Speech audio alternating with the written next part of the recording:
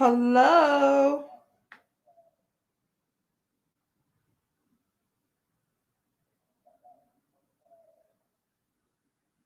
Hello, hello, hello.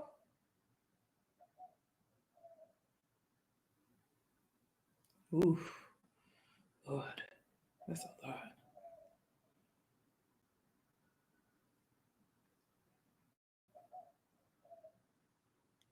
All right. So I've decided to do a live. You guys, I had to reset my modem because my Wi-Fi acting funny. Y'all let me know how my connection is.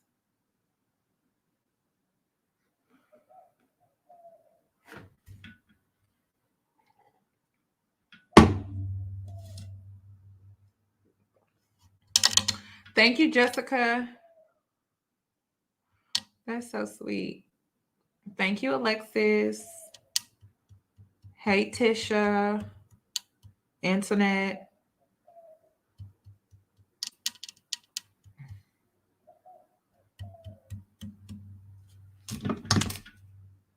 I want to talk about this because I don't know. I gotta talk about this. But first and foremost, is lagging.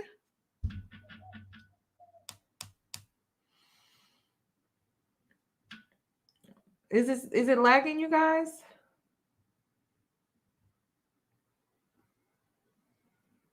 Let me know. Okay, wait a minute. It should be doing better now. Well, what is going on?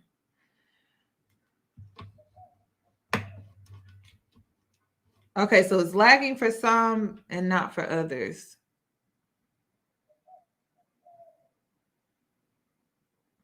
Okay, I'm just gonna get into it. Let me go ahead and play my intro.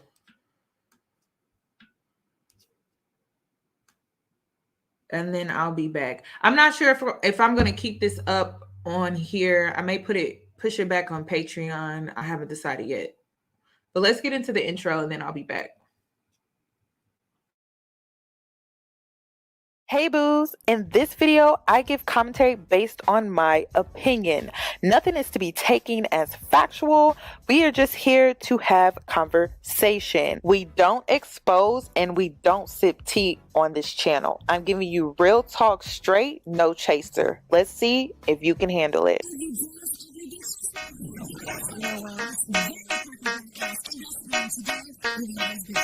Cause I'm a boss. I haven't done anything for you to be proud of. Of course you have. You are marrying a man who can support you.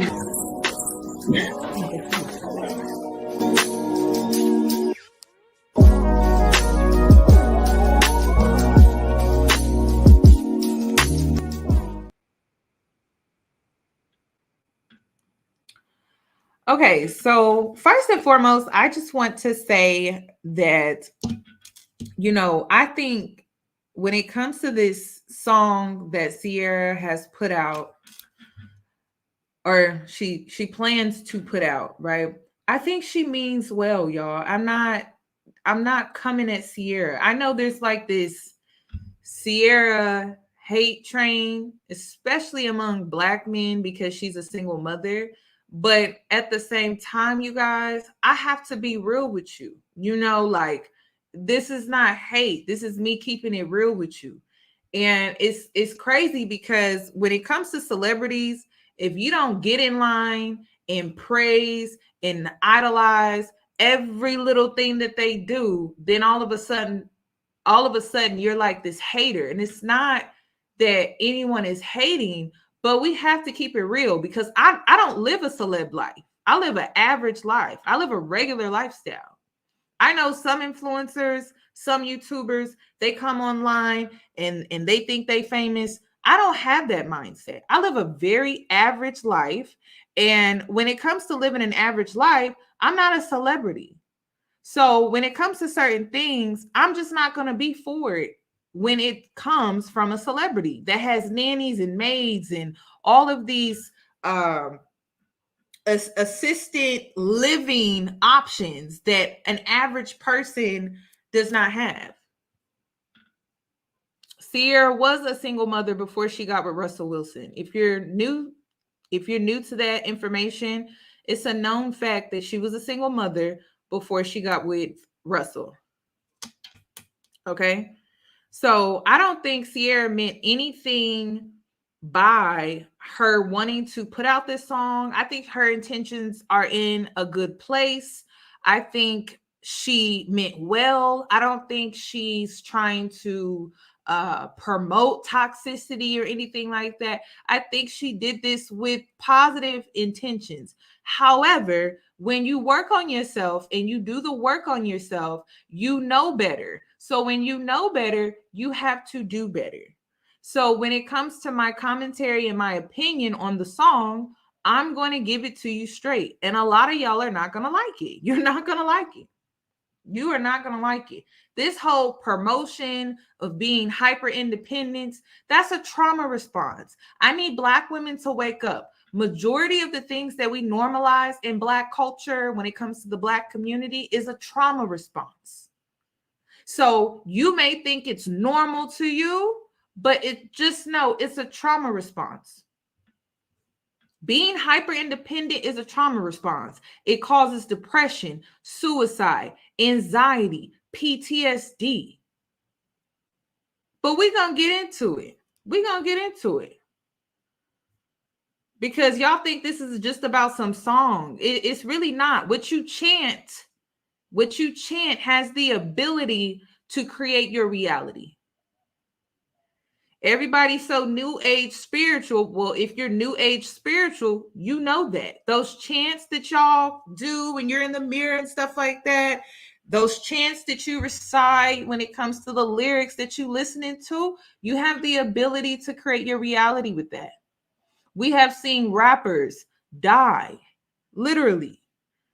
They rapped out their death and somehow ended up dying and unalived in the same way that they rapped about. So we're not about to sit up here and try to make it seem like words don't have meaning. Words don't have power. They do. Words have the ability to empower you. So make sure you're choosing your words wisely.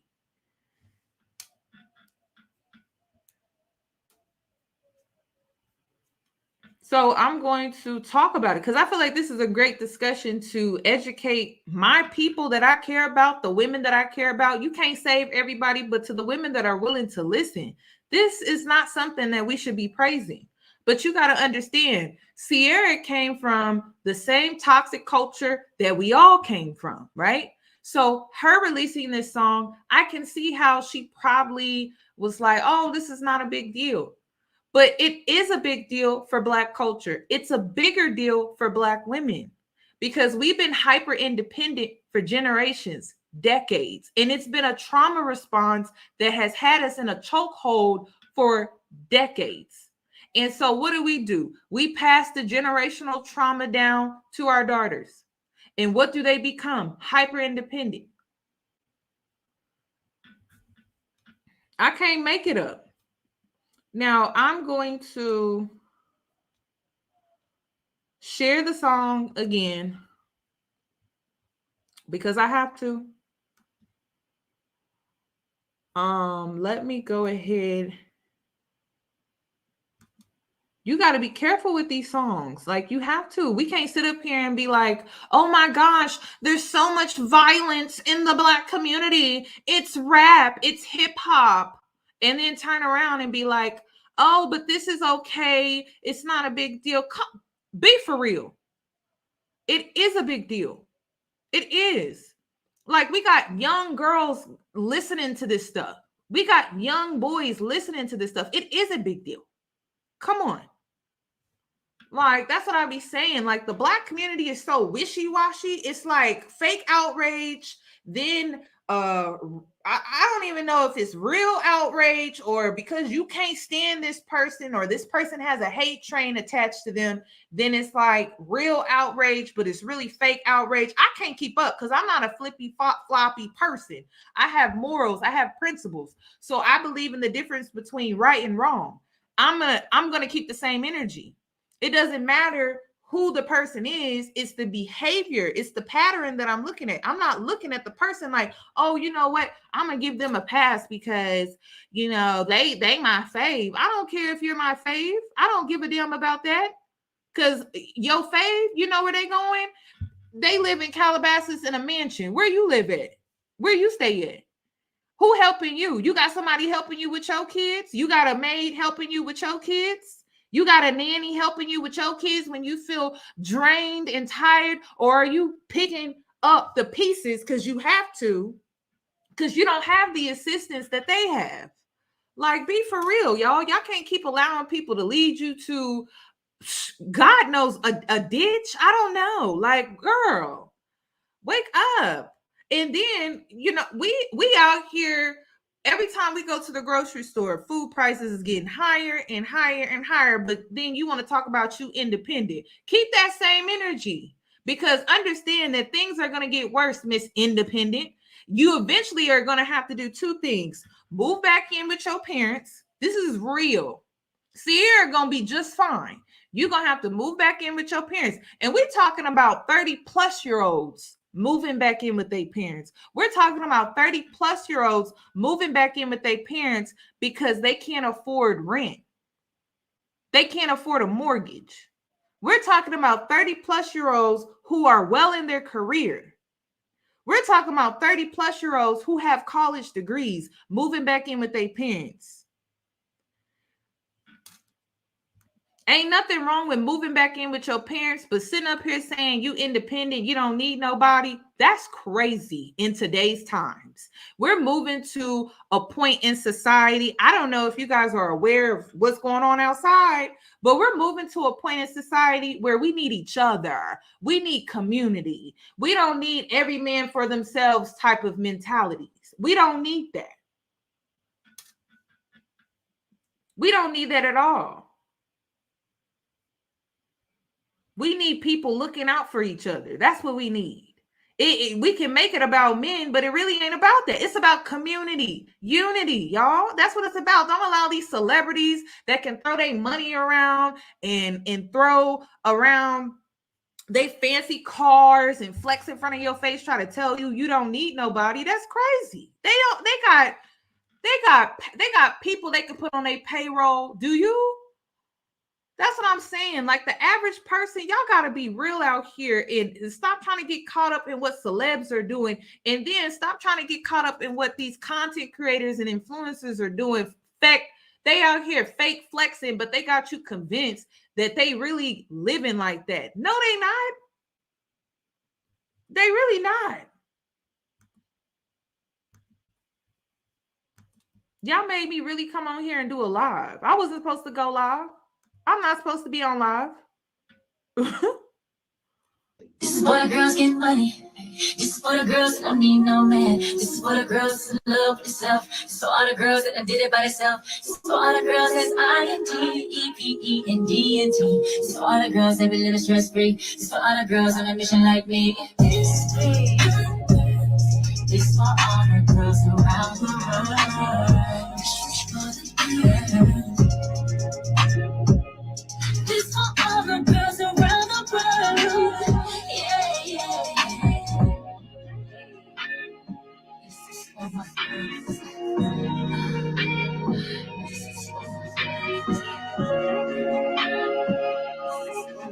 girls.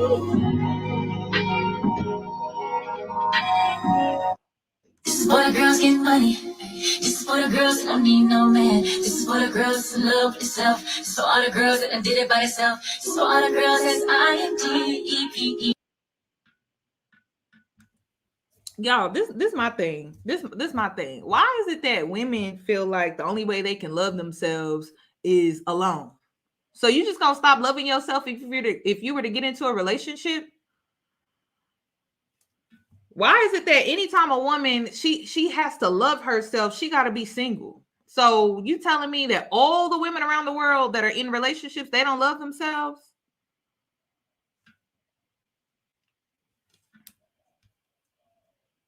It's always like that. It's like women who women who are single and don't have a man, don't need a man, whatever, they love themselves. But the women that have men, they don't love themselves. Like, come on, y'all. That's crazy. Like, why is it that Black women really feel like the only way they can love themselves is when they're hyper independent? That's crazy. So the only way you can love yourself is when you in survival mode. The only way you can love yourself is when you out here trauma responding to people who neglect you. That's what it is. You should be loving yourself with a man, without a man, whether you independent, hyper independent, whether you're in a healthy situation and you should be loving yourself 24/7. You don't have to be hyper independent to love yourself. You know what you do need in order to love yourself? You don't need hyper independence. You need boundaries, standards, requirements, discipline. You don't need hyper independence. You don't. You're going to be burnt out.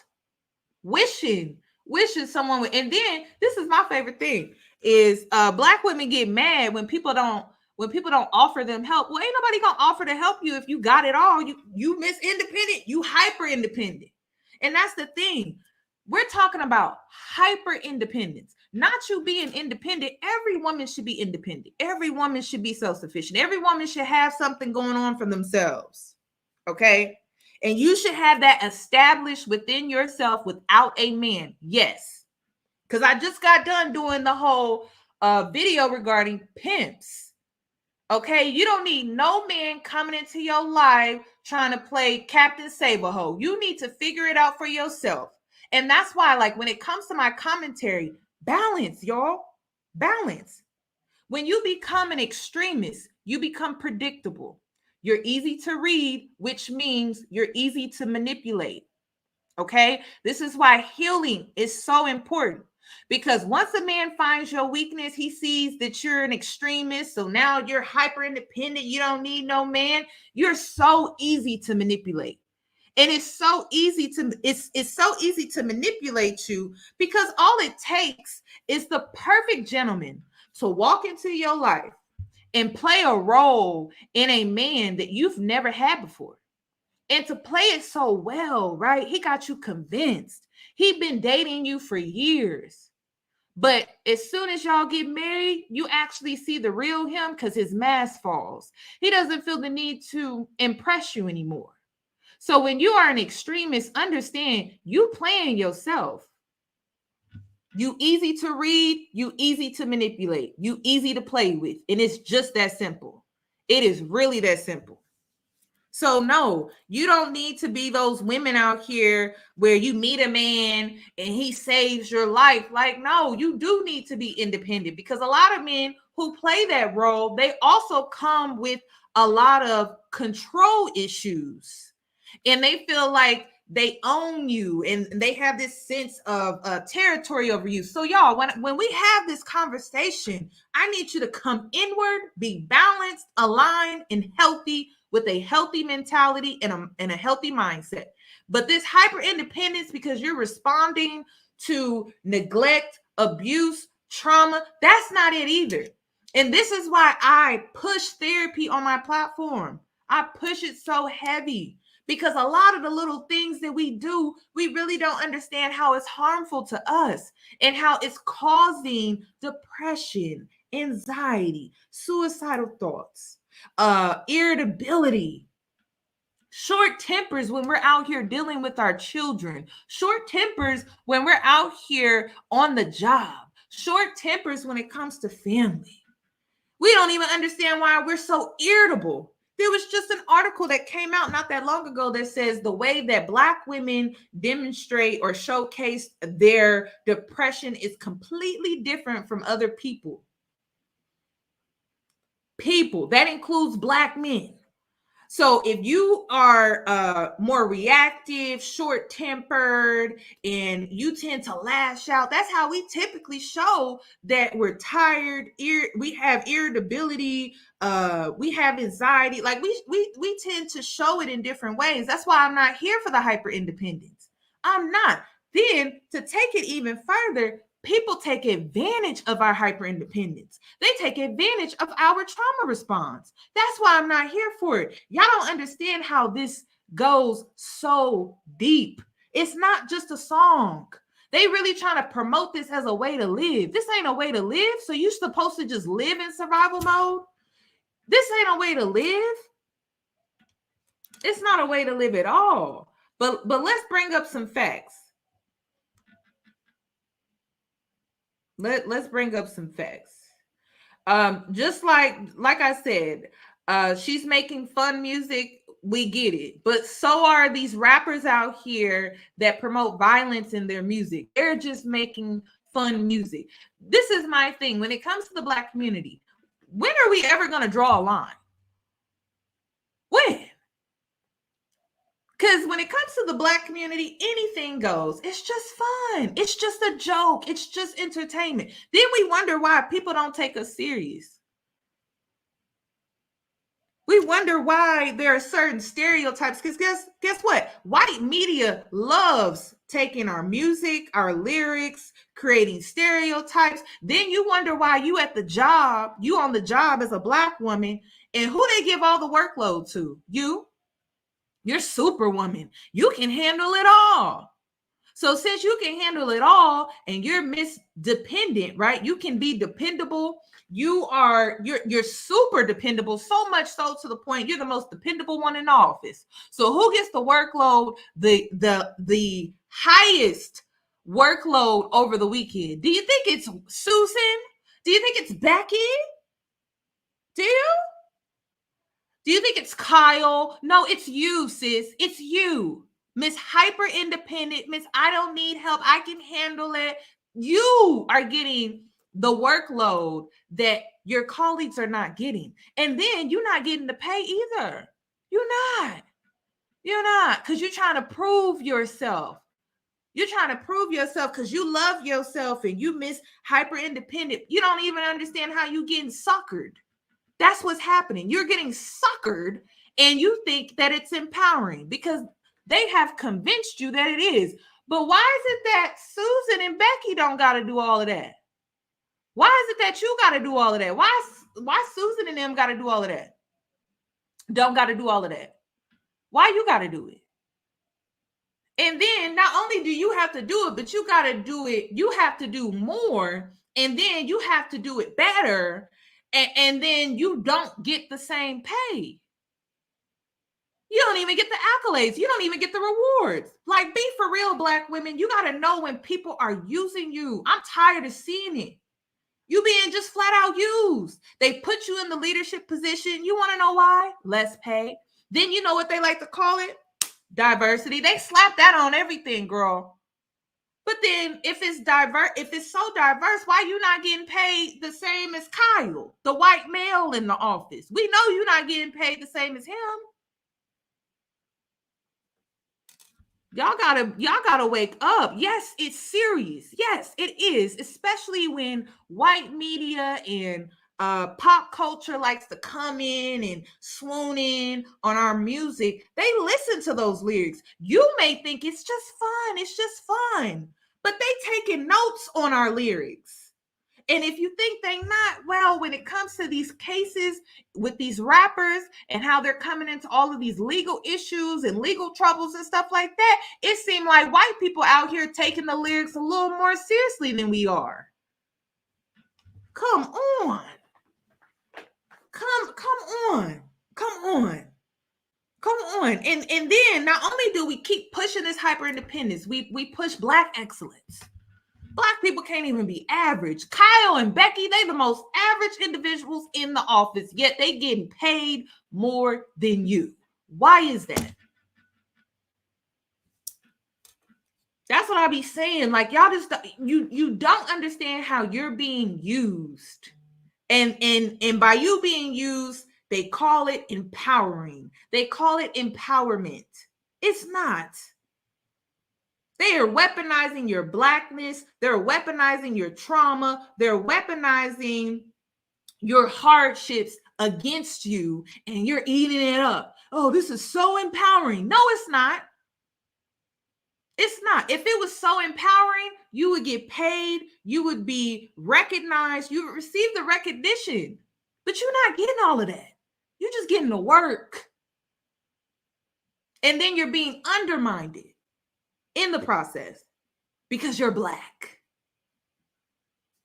Come on. Like that's why, y'all, when I heard the song, I said no. No. I draw the line, y'all. You got to start drawing the line, and you got to start telling these celebrities what you want to hear. But if you keep promoting and supporting everything just because you like the celebrity, you like the artist, remember, you got to live the average life. You got to live the average lifestyle without the fence around your house, without the nannies, without the maids, without all of these assistants. Remember that you got to go home and live that average lifestyle that they don't have to live. You got to go to work the next day and climb the ladder and work your way up. They don't have to do that.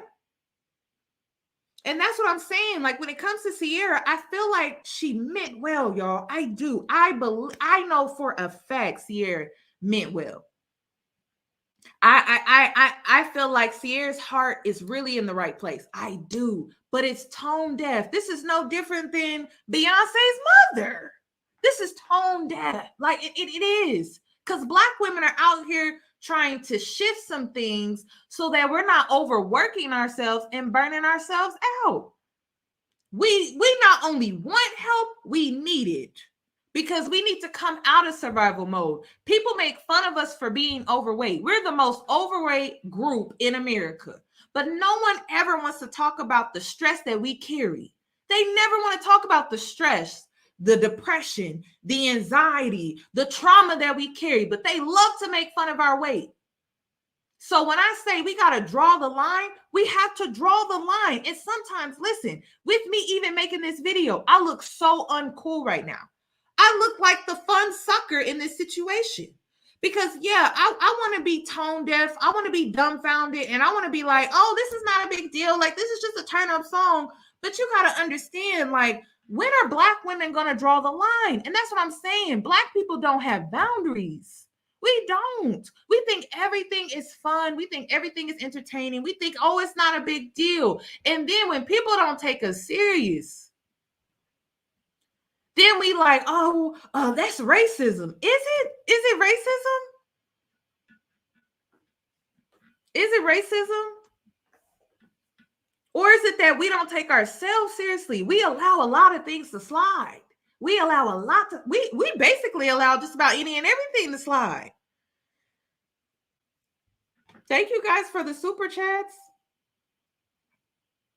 And you guys, talk to Black women. I tell y'all that all the time. I know I'm a Black woman, but I talk to Black women. I listen to them. I listen to their experiences. I listen to them when it comes to their hardships, their trauma, whether that's on the job, that's marriage, relationships. Hell, I even listen to Black women when it comes to their children. I listen to Black women. I listen to Black women when it comes to their anxiety. I listen to Black women that are painted out to be weird. I listen to Black women that feel like they are alienated within their family or from their family while being a part of their family. I listen to Black women. When you start to listen to Black women and you start to understand their experiences, songs like this will matter to you. They will matter to you because you can see how this is feeding a lot of the issues that a lot of us tend to go through. So like I said, we're not talking about being independent. We're talking about hyper independence, which means extreme, which means you have the mentality that you don't need nobody. You don't need nobody. You don't need help. You don't. You're a superwoman. You can handle it. You're fine. That's our favorite word or our favorite saying or response when people ask us if we need anything or if we need help. Oh, I'm fine. I watched my own mother do it and she's not fine. Sometimes I have to sit my own mother down and say, Mom, I'm going to take care of it. I have to tell her that, not ask. I I have to tell her, sit down, I'm taking care of it. Just like that. Because if I don't say it like that, she's going to push back on me trying to offer help. And she's going to say, oh, I got it. Or, oh, I can take care of it. I can handle it. I'm fine. And she dehydrated. She been standing on her feet all day. Her ankles are swelling. It'd be like stuff like that, y'all. It's like stuff like that. Are you neglecting yourself in this hyper independence? Are you such a higher, are you such a high achiever to the point where you don't allow yourself some downtime to rest? There has to be balance with this. So I'm going to read this article that I came across because y'all, I have to use my platform to be informative. Like I just do. I have to. And I think I got this article from, I think this is Wellness. Oh, it's called verywellmind.com. So I'm going to read this article to you because I think a lot of you guys will be able to relate to it. It says hyperindependence and trauma. What's the connection? You guys, I've seen Black women pass out from exhaustion. Hyperindependence refers to being self-sufficient or taking care of yourself. It is often necessary to function independently as an adult, such as making and keeping your appointments, completing assignments for work, or maintaining a healthy and safe living environment. However, like any trait, independence can be dangerous when taken to an extreme. Everyone encounters challenges that they cannot tackle on their own, and everyone has needs that cannot meet without some support.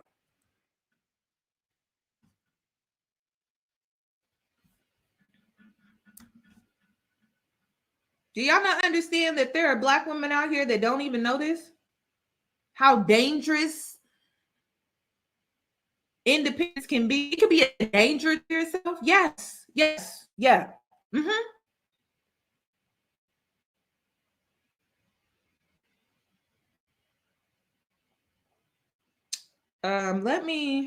Okay, here we go. Because I'm about to pull it up on my phone so I can read through this kind of fast. I've seen my grandmother, y'all. I've seen so many Black women. It's not even funny. I've even seen like teachers, professors, like y'all, don't even get me started. Wait. Okay. So the next point in this is, what is hyperindependence? Hyperindependence refers to individual attempts to be fully independent in all things, even when it's not helpful to do so, or when they truly need help or support from others. When someone's need to be independent goes to an unhealthy extreme, this is hyperindependence. An individual who is hyperindependent will avoid asking for help or support even when this is detrimental. Hyperindependence can be a trauma response. So let's get into the signs of hyperindependence. And you guys, I really think I'm creating this live to save lives. Literally, to save your mental health. Yes, I am. Because this is bringing up a great discussion. Seriously. A serious topic that a lot of us don't talk about. Because it's generational. This is generational. This is that we got great. Okay. And it's so normal to us. And that's what's so harmful about the song to me, right? And really, it's really the lyrics where she says, I don't need a man, I'm independent. Like, if she could just go in and take that out, she could even keep independent. But why does she have to say I don't need it? That's really it right there. Like, she can even keep the independence, but take that part out. And I wouldn't chant that. I would not chant that, because you're speaking that into existence. So let's talk about signs of hyperindependence. Although hyperindependence can manifest differently depending on the individual, signs of hyperindependence can include, thank you guys for the super chats. I'm going to put them on the screen, and I'm going to blow this up because I want y'all to see this, okay? What does it say right here? It says overachieving.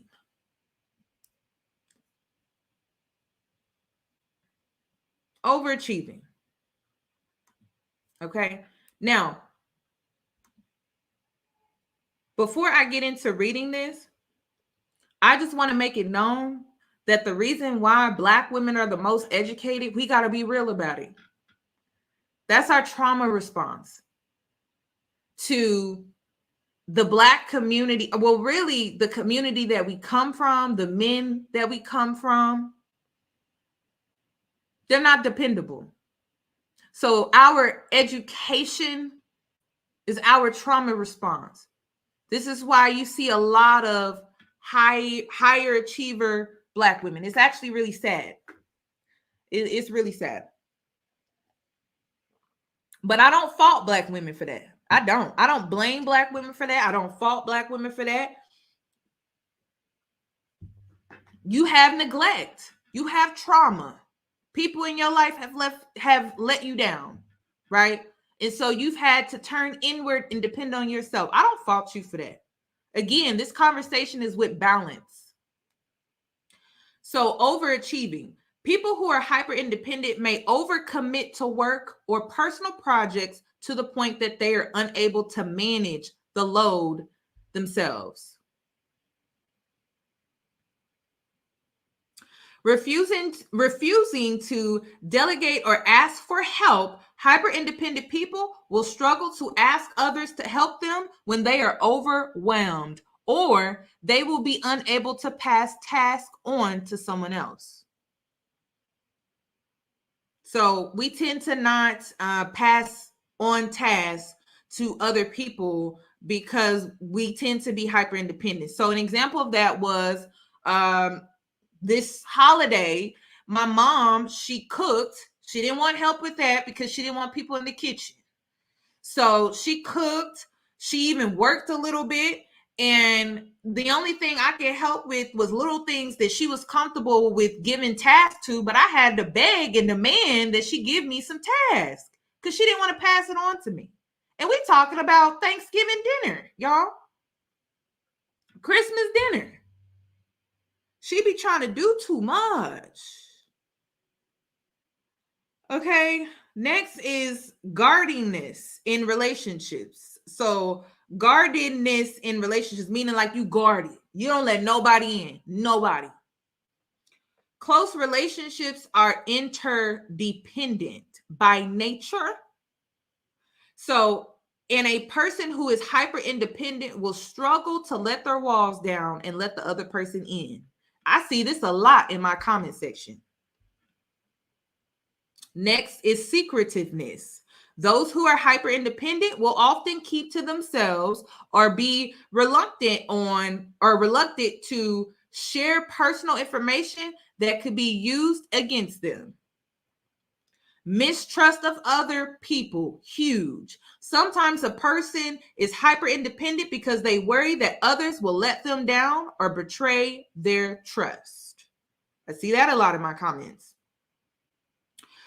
Few close or long-term relationships is another sign of hyper independence.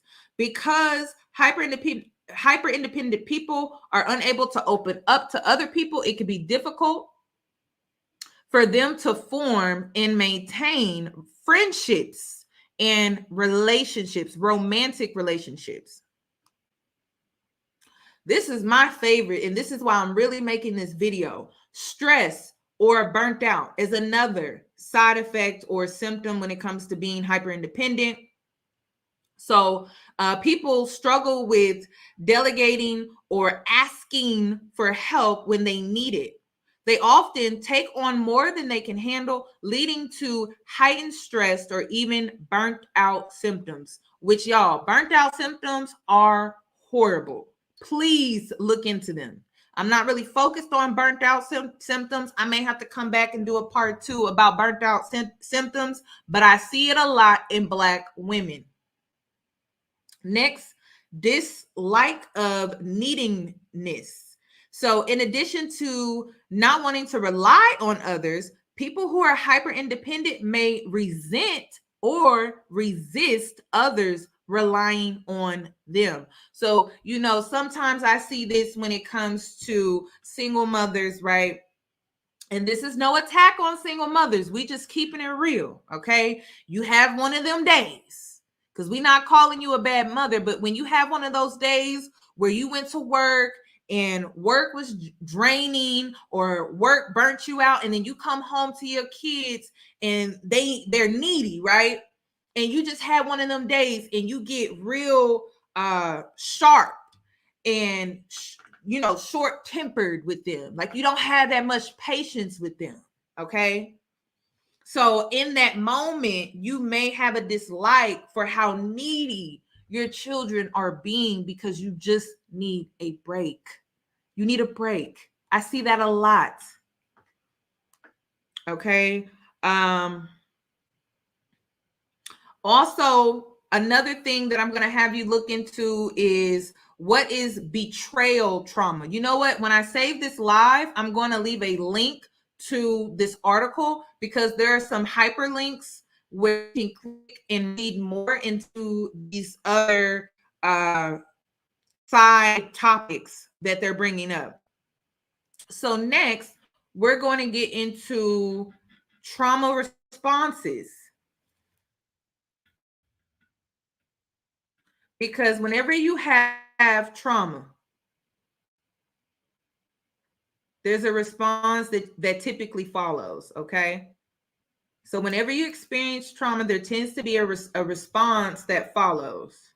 Sometimes it's healthy, sometimes it's toxic, sometimes it's dysfunctional, sometimes it's not dysfunctional. When it comes to Black women coming up in a community where they couldn't rely on their men, there is a lot of dysfunction with that. And it tends to show up in our music. Just being real with you. Okay.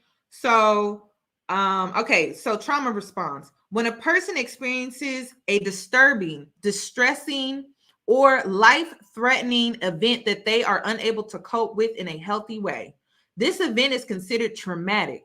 Traumatic events can be single experiences like a car accident or a natural disaster, or they can be chronic and ongoing.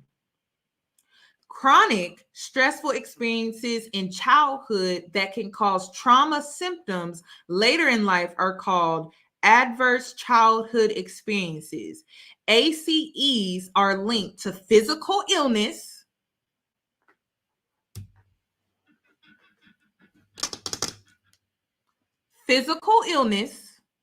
okay, depression, because I knew I missed one earlier. Depression, anxiety, even early death in adulthood. So that means you unalive young. We see young people passing away, it seems like more and more. So let's be careful with that. And do I think there's a link to when it comes to this conversation that more young adults are unaliving themselves and things like that? Like there's a link when it comes to like social media and people looking online and comparing themselves and their lives and where they are in life and feeling like that they aren't doing enough or they're not where they need to be, and that could link to you stressing more. Of course, y'all. Of course, I'm here to bring you some awareness. So when someone experiences trauma, their brain can enter survival mode.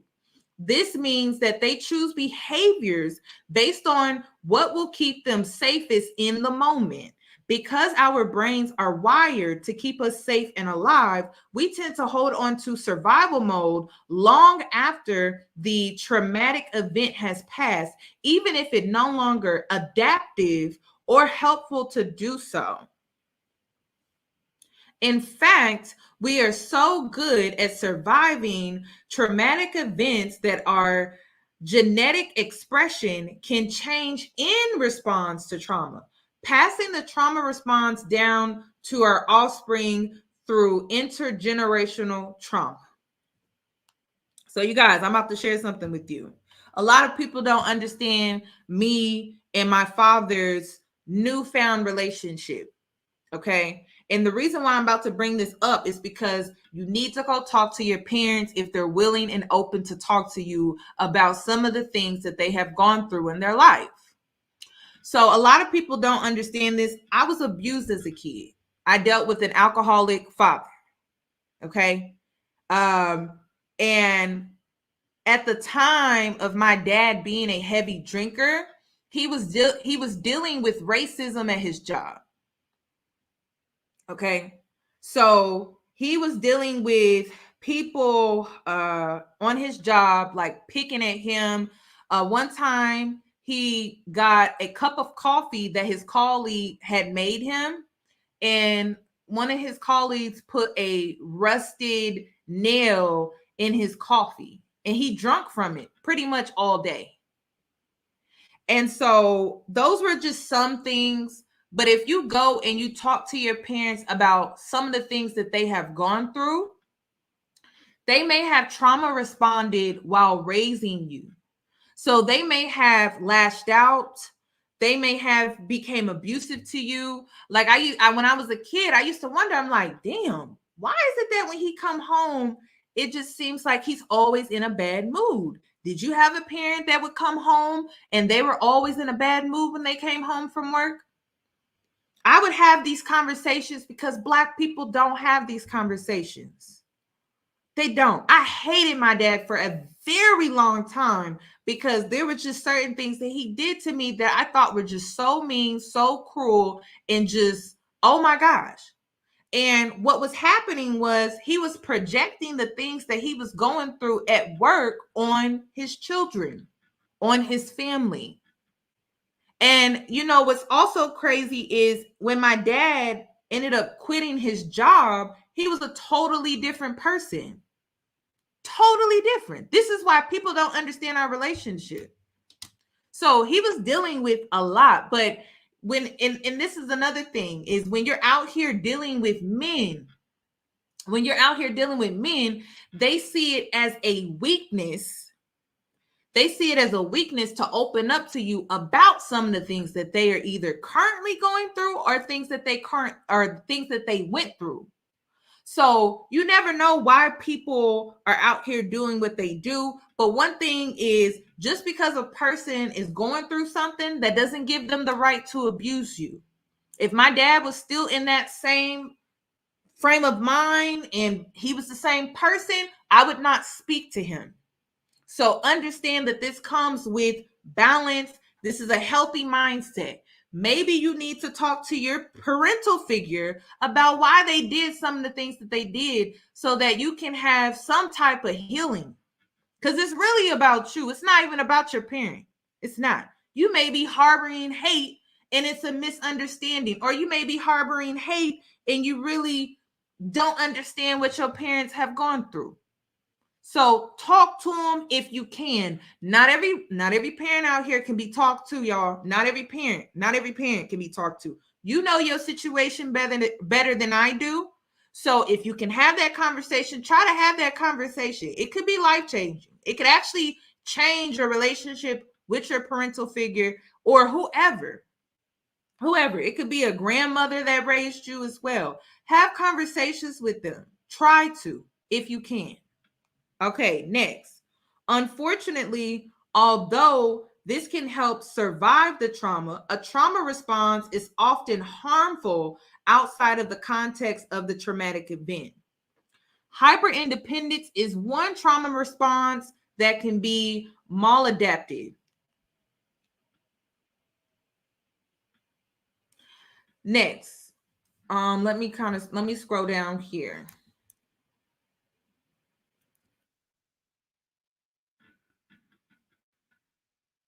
So why is hyper independence a trauma response? I'm sure a lot of you guys are probably wondering that. Winnie, how did I start the conversation? Honestly, y'all, when I started the conversation, I lashed out in anger. I'm just being real with you. You know what I mean? When you got stuff kind of built up, that tension is there. So I honestly, I didn't start the conversation in the most positive manner, but that's just me being real with you. So I don't know, y'all, because y'all know how Black parents can be. Y'all know how Black parents can be. You know your parental figure better than I do. Maybe try to take them out to lunch, or maybe you should do something nice for them and then dive deep. But when I had my conversation, it was more of, I just went into full on attack mode because I was angry. That's just me being honest. Like, I went into full attack mode because I was angry, and because I was angry, he felt the need to explain himself. So I don't know. Everybody gonna be different. Maybe cook them lunch if you can't have this conversation in public. Cause y'all, I was crying my eyes out. Okay, like boo-hooing. Like, you know, when you crying so heavy, you shaking. It was like that. So I don't feel like I handled it in the best way, but I did the best that I could at the time with the knowledge that I had, and I just had to get it out. I just had to get it out, and I'm glad that I forced myself to do it, because at that time in my life, I was so fearful of using my throat chakra. Like, I was just so fearful of telling people how I felt, because growing up, another trauma response that I had was internalizing my trauma and then being passive aggressive. So for the longest time, I didn't even talk to my dad. Like, after I had moved out of my parents' house, me and him we didn't really have a relationship for about 3 years. So everybody's situation gonna be different. You know, do what you can do the best you can. Why is hyper independence a trauma response? Hyperindependence can develop in response to trauma for various reasons. Not everyone who experiences a trauma will have the same trauma response. And in fact, some people begin to believe that they are incapable of independence as a result of their trauma. So some of you guys in the chat, you may not be hyper independent, you may be dependent. That's what I'm saying. Like, there has to be balance. The balance is to be both. Okay. You have to give and receive. And it just doesn't get any realer than that. You can't just be all independence and not receive. You need to find a median. The median is interdependent, right? So when someone's in your life that cares about you, you allow them to take over. If you don't have anybody in your life, then independent.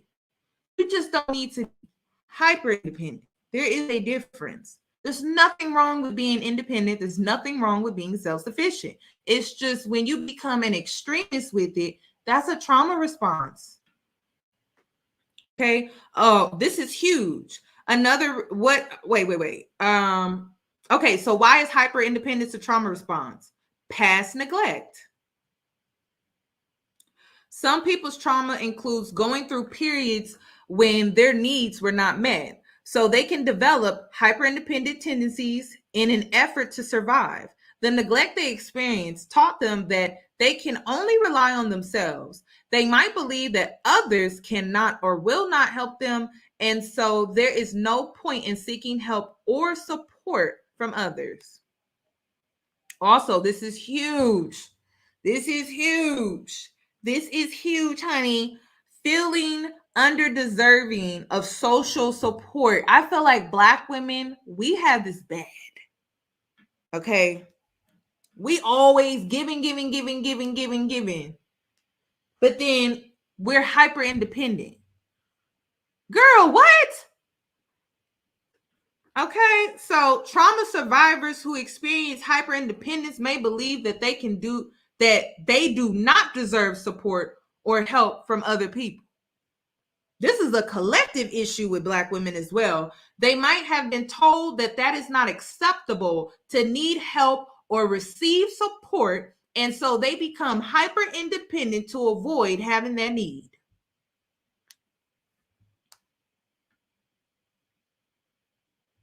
Now, next, this is coming from a real place. Mistrust of others. I've been there, I know. Hyperindependence can also emerge from reluctance to trust others. The trauma survivor might have experienced abuse by their caregivers. This can lead to feeling unsafe, asking for help, as they could pair the concept of relying on another person with that person abusing them. This is the part in therapy where I was like, oh, oh, girl, no, you didn't just read me like that. Coping mechanisms. Sometimes hyperindependence can be a way of coping with uncertainty. Many trauma survivors experience a loss of control as a part of their trauma, and hyperindependence might be a way that they seek to regain a sense of control over their environment. I see this a lot in Black men. Their need for control. If you date a Black man, I don't care where he come from. I don't care if he can come from the nations, right? He's going to have some hidden control issues. He's a Black man in a white system, okay? And that's a conversation that they need to have with themselves, because I'm very aware of where their control issues come from, but don't try that with me though. You know what I mean? Don't try that with me, because they be trying that control thing with me, and that just don't work with me. It just don't. So they tend to have control issues. I've seen this with my dad. I've seen this with my mom. I've seen this with a lot of Black people. A lot of Black people tend to have control issues, but I feel like Black men take the cake. Collectively, they take the cake. They tend to have control issues. I mean, when you're held captive as a man in a white system, I see where that can develop. This is why I be saying Black people need therapy. Let me continue. Let me go down. I'm not dealing with no man that got trust issues. I'm not. Okay. Trust issues, controlling. I don't have time for that. Treatment for hyperindependence. Hyperindependence is an extreme form of independence. Okay, so we're talking about extreme independence. We're not talking about the girls that are just independent. That's why I had to go through this article so that you can connect the dots with, are you hyper independent or are you independent? If you just independent, I'm really not talking about you. But if you hyper independent because you're trauma responding, yeah, we having a conversation. Treatment for hyper independence. So this is the treatment for being hyper independent. Hyper independence is an extreme form of independence that can lead to both personal and relational issues. The hyper independent person can run into trouble when they are unable to meet a need without help, but remain unable to seek support. They also often struggle with interpersonal relationships due to their mistrust of others. So hyper independent people tend to be lone wolves, which there's nothing wrong with being a lone wolf, but it's like you could be that, but still have community outside of yourself, if that makes sense. Although hyperindependence is not a formal diagnosis, it is a trauma and stress response.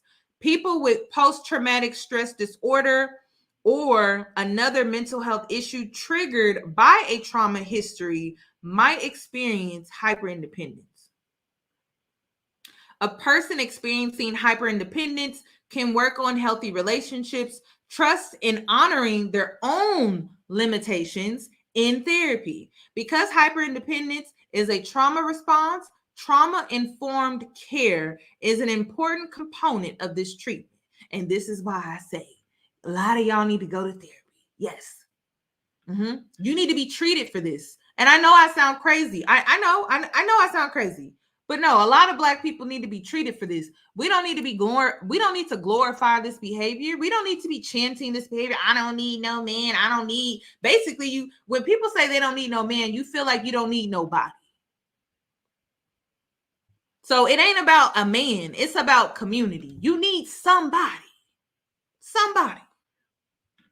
So I don't care who it is, that you don't got to sleep with them, be in love with them. You need somebody though.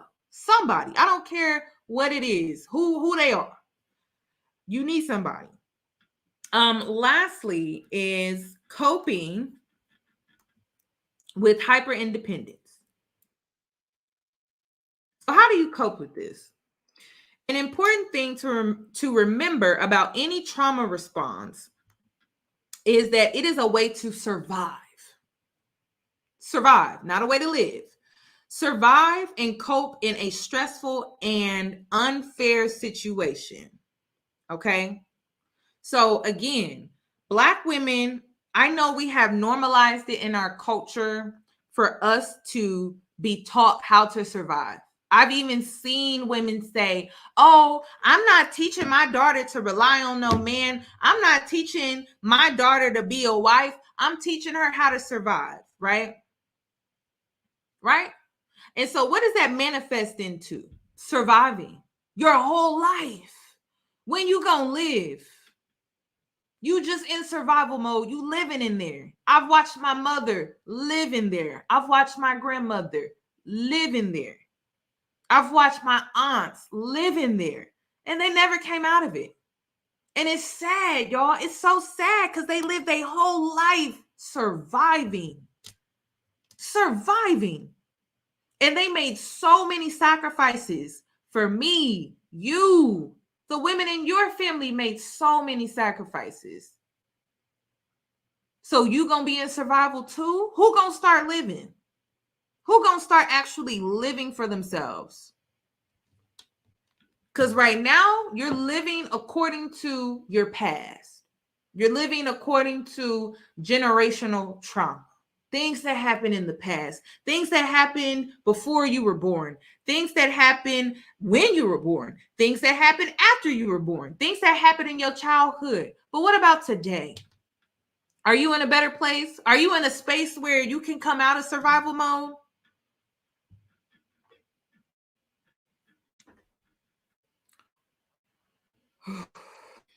So while hyperindependence can cause problems, it's likely helped you survive a traumatic situation. And I will never take that away from Black women.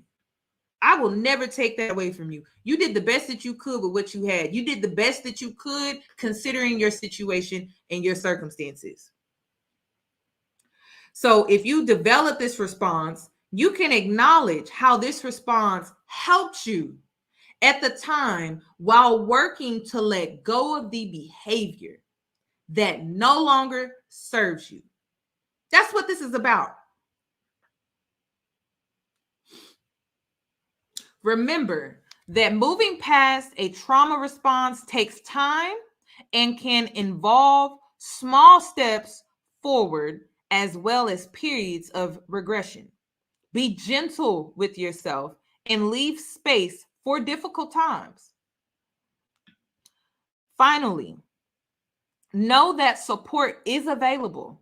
Therapy can go at a pace that you are comfortable with, and there is no deadline by which you have to get better.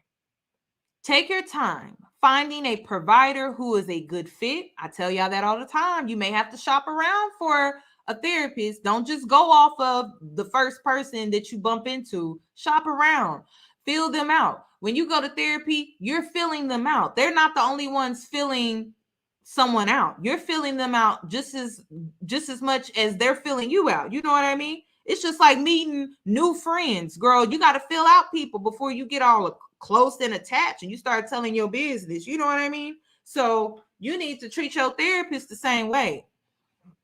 And know that you can let go of the maladaptive coping patterns that helped you survive your past.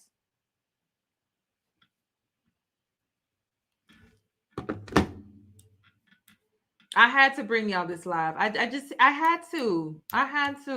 And I really hope y'all take this as me giving y'all some tough love and not taking it as hate. Or I don't know how to have fun. No, I know how to have fun, but it's like we always having fun. We always being, that's the thing with Black culture. We stay being entertained by our trauma. We stay being entertained by our trauma response. How are we ever going to break generational curses if we keep being entertained by our trauma? We keep being entertained by our trauma responses. How are we ever going to come out of this cycle? We're not. This is why we have to start establishing boundaries with celebrities who are entertaining us with lyrics like this. And like I said, all Ciara got to do is take out, I don't need a man. We all need somebody. It don't got to be a man. We just need somebody, though. We can't keep doing it all on our own. I know you got to know that when it comes down to it, if you got to do it all on your own, oh, you can handle it. You can. But a lot of boss babes out here, they don't even understand how all they doing, their boss babe era movement that they are part of, it's just trauma. That's not a way to be in a career. You deserve better than that.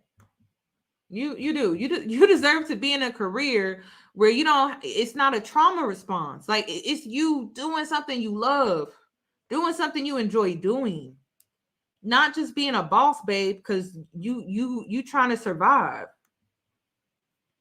But listen, every phase, it does serve a purpose though. So if you got to do it for now, do it for now. But understand, like, make it a phase, not a lifestyle. You know what I mean? Because there's girls out here making that boss babe stuff a lifestyle. And it's really their trauma response. Every woman is going to be different. So you need to reflect and figure out what you're doing it for. Okay, ladies? Thank you guys for the super chats. I got to share this video with you guys because, again, I wanted this to be informative, educational. I wanted to bring this to your awareness because it's so important. Let me go ahead and play this.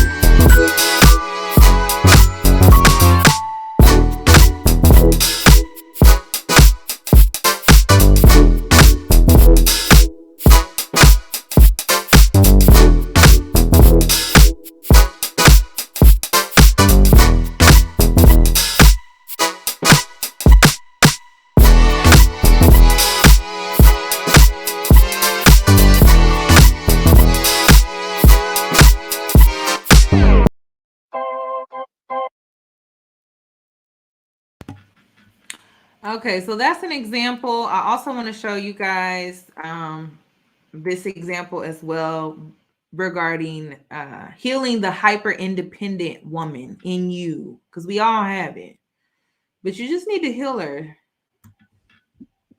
So, healing and letting go of the hyper independence mask or identity that most of us as women have had for a very long time can feel really challenging.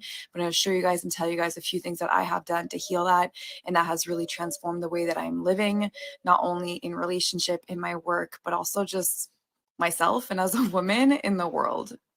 So, first, I truly believe that the reason why so many of us have the hyper independent mask and identity is because we were basically told that, or shown, or we perceived that we couldn't ask for help, that we couldn't depend on anybody else, and that we were too much or not enough. And so there's a lot of different stories that play a part here, but at the end of the day, it's a barrier, it's a protection that we have and that we hold on to because it's all we've known. It's really just a really big armor around your heart. So you learned how to be more in your masculine because you needed to support yourself. And the sun's coming out. You needed to support yourself. You need to keep yourself safe. You need to do what you had to do in order to, be good in life, which has served you a lot, but it's probably no longer working. It's also a way to control and to be overly in the knowing all the time of what's going to happen with who, how, this, that, that, that, that, that, that. And it's constantly leading from a place of not feeling safe within yourself. So you have to reprogram what safety looks like and feels like in your body. The first thing that you want to do is actually work on restructuring and reintegrating a new relationship with your own masculine energy within. Because right now you're operating from a distorted, unhealed masculine energy. And realistically, I truly believe that you cannot have a healthy feminine energy and balance with your masculine if the masculine is not set up yet. Look at your own inner masculine energy as like a really solid, present, safe rock so that your own feminine can flourish and blossom and flow the way that she wants to. This is also what I've done to receive and welcome my partner in my life. It's really working on my own masculine energy. And then doing somatic work is very, very important. When you are operating too much from the own masculine, you're operating from your head, you're trying to do the work from a conscious place and not actually from a subconscious heart body felt place, which is also another reflection of your own feminine. So in the Yes Haven community, we actually do classes about this every single week and 2 workshops a month about different subjects around this exactly. So if you want to join us, click the link in my bio, and I look so forward to seeing you there. Now, I also want to add, I'm going to bring them up here in a sec. I'm going to bring up 2 Black women that fell victim to hyper independence when it comes to the workspace. Now, I've been talking about this. I keep telling women, modern feminists, the movement, feminism has been hijacked. Modern feminism. So we're talking about today. Not a decade ago. We're not even going that far back. We're talking about modern feminism has been hijacked. How has it been hijacked? Well, a lot of the things that are promoted within modern feminism benefits men more than women. It does. And that includes the workspace. Okay. So what does that look like in the workspace? Well, lately with me moving here to Houston, I'm around a lot of Black women that are professionals. They're in leadership management positions. And oftentimes they are left to pick up the load where there's slack. And they're oftentimes not recognized for it. It's almost like people have this sense of entitlement when it comes to them picking up the load where there's slack. Now, these women are professionals. They work for big corporations, big companies, but somehow it's their responsibility to pick up the load where there is slack, and they're on a team. Now, this team is diverse. They tend to be the only Black woman on the team, yet it's always up to them to pick up the workload where there's slack.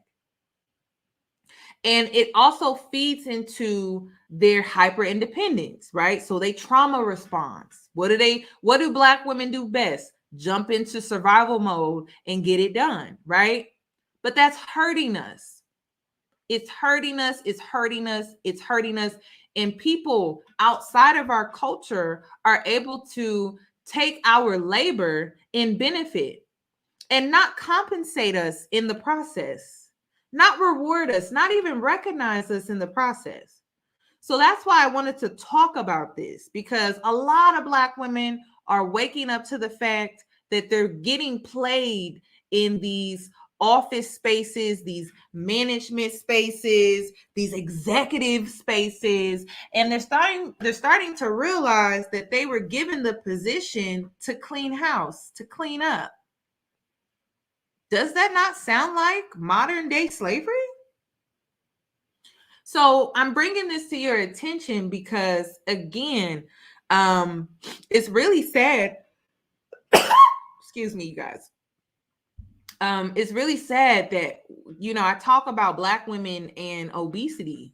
I told you guys cortisol levels. I told you guys about balancing your hormones. How are you supposed to do that if on your job you're required to pick up the slack on the team, pick up the workload because of the slack on the team, but yet you don't get the extra time off, or you can't get a day off. You put in a request, they won't give it to you. You even have the time to take off, or you're not getting the pay, or you're not even being recognized. It's almost like they have the entitlement that this is what you need to do. So I'm talking about this because, y'all, it's a real thing. And a lot of Black women are young and, they have these big dreams. And listen, I'm here for it. But you also have to be practical, though. You have to be realistic. Sometimes people are taking advantage of you in your hyper independence. They're taking advantage of you when you say you can do it all. They're taking advantage of you when they say you're a superwoman. They're taking advantage of you when they love the fact that you got everything that you need on your own. They're taking advantage of you when it comes to your independence. And that's why this conversation needs balance. So let's talk about how these women are being taken advantage of in corporate, in the workforce. Are you being taken advantage of in the workspace?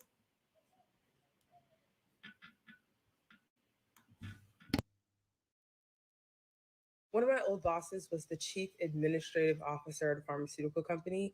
And I actually liked her a lot. She tried to mentor me, tried to guide me through corporate America and my career.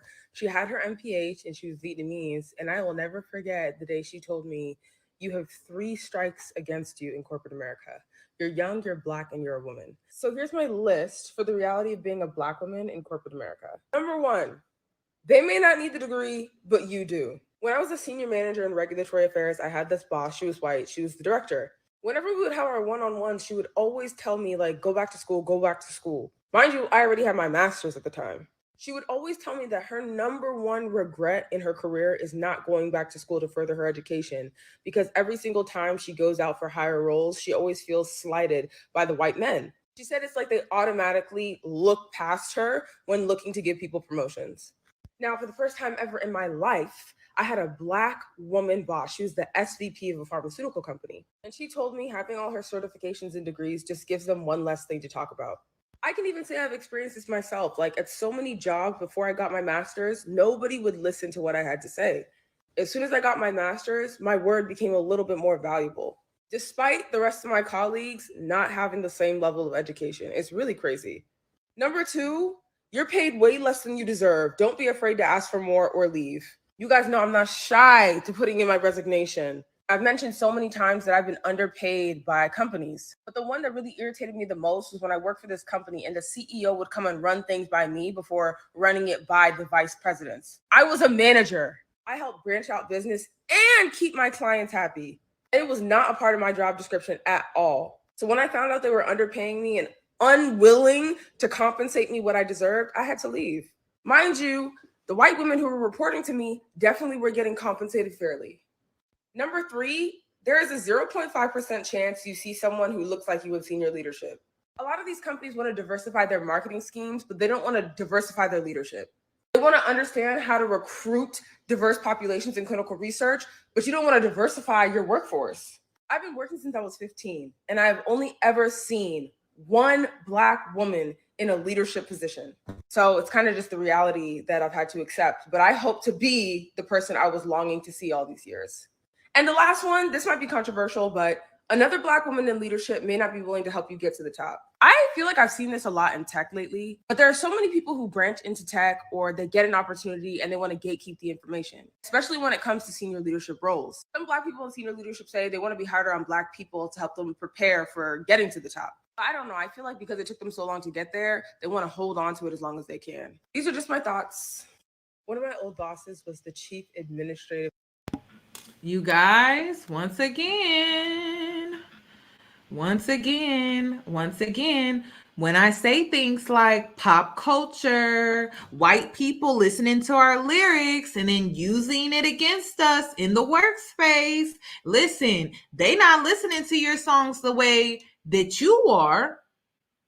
No, they're not. So listen, y'all think it's not a big deal. Oh, it's just fun. Listen, white people don't listen to our lyrics the way that we do. They not turning up like we do. They listening to it trying to understand us. Okay. So now they're weaponizing this hyper independence that's promoted in our culture. They're weaponizing it against us so that they benefit. We're making these companies richer. You heard the girl. The CEO came to her and asked her about wanting some advice, which is labor, wanted some advisory, and then checked with the vice presidents. So come on. And this is why moving in silence, y'all. What's wrong with that? What's wrong with that? Move in silence. Y'all being loud. Black women loud. Just loud.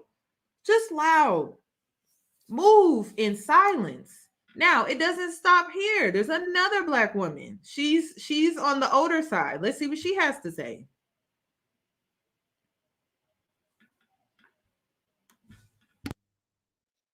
Last year, I got promoted. I got promoted to director. Supposed to be a good thing. It's something that I had asked for. Something in the end that I demanded, quite frankly. Yes. Because I was doing the job. I said, I'm doing the job. I deserve the title and the pay. And so I got promoted. Yes. I spent a year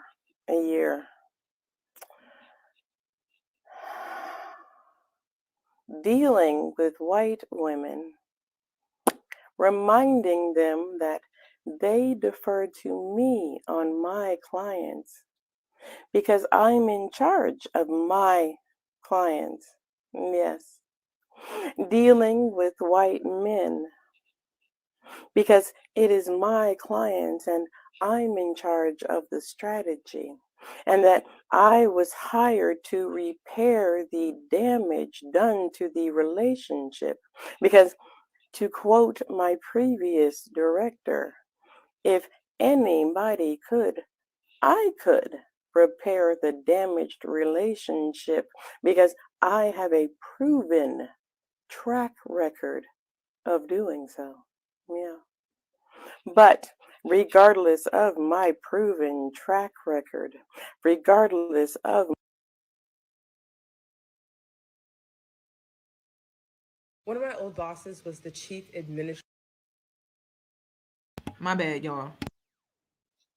last year, I got promoted with white women, reminding them that they defer to me on my clients because I'm in charge of my clients. Yes. Dealing with white men because it is my clients and I'm in charge of the strategy, and that I was hired to repair the damage done to the relationship. Because, to quote my previous director, if anybody could, I could repair the damaged relationship because I have a proven track record of doing so. Yeah. But regardless of my proven track record, regardless of my stellar reviews, I was ran over repeatedly by white directors, senior directors, and AVPs. Yes. I had to use my customer service voice so often that I got a headache. I had to talk with a smile on my face so that nobody knew that I was enraged as they continually attempted to usurp my authority. And I literally just got out of a meeting where the only person who knew the answer was me. And once again, I was repeatedly ignored and talked over. And we don't want to even talk about the fact that I've got a client who likes everything about me as long as it's coming from a white person. They hired me to fix a problem, yet do not support me in any way, shape, or fashion to fix the problem. And then they wonder why I'm so frustrated and angry. I'm confused by their confusion. So apparently, this is a thing. Yeah. I mean, aside from the blatant misogynoir, right? Yeah, we've talked about that. The misogynoir, the hatred, prejudice, ingrained dislike of Black women. Yeah, that is a thing. We've talked about that before.